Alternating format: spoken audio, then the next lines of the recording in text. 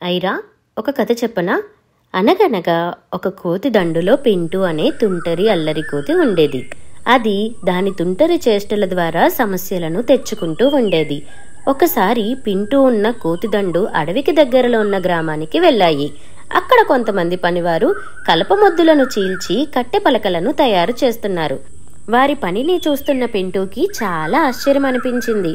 వారు పెద్ద కలపముద్దులను చీల్చడానికి వాడుతున్న పరికరాలను, వారి యొక్క పనిని శ్రద్ధగా గమనించసాగింది పింటూ. అక్కడ పనిచేస్తున్న పని వాళ్ళల్లో ఒకరు కలపముద్దును చీల్చడానికి దాని మధ్యలో ఒక చిన్న కల్పముక్కను ఉంచారు. మధ్యాహ్నం భోజనానికి గంట మ్రోగించేసరికి అక్కడున్న పనివారంతా వారు చేస్తున్న పనిని మధ్యలో ఆపి భోజనానికి వెళ్లారు. వారు అలా వెళ్ళగానే పింటూ పరిగెత్తుకుంటూ ఏ కల్పమొద్దును చీల్చడానికి కలపముక్కని పెట్టారో దాని దగ్గరికి వెళ్ళింది.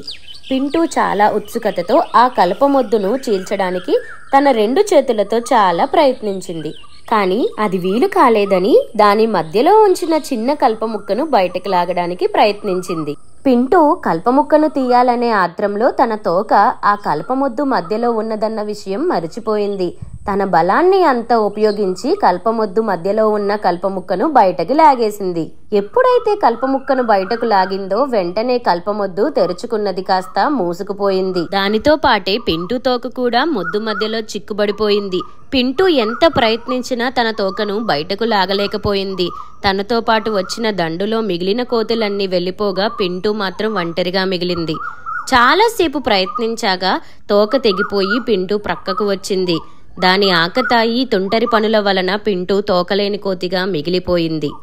నీతి: నిర్లక్ష్యం వలన నష్టం వాటిల్లుతుంది. సబ్స్క్రైబ్ టు అమ్మ పాఠశాల.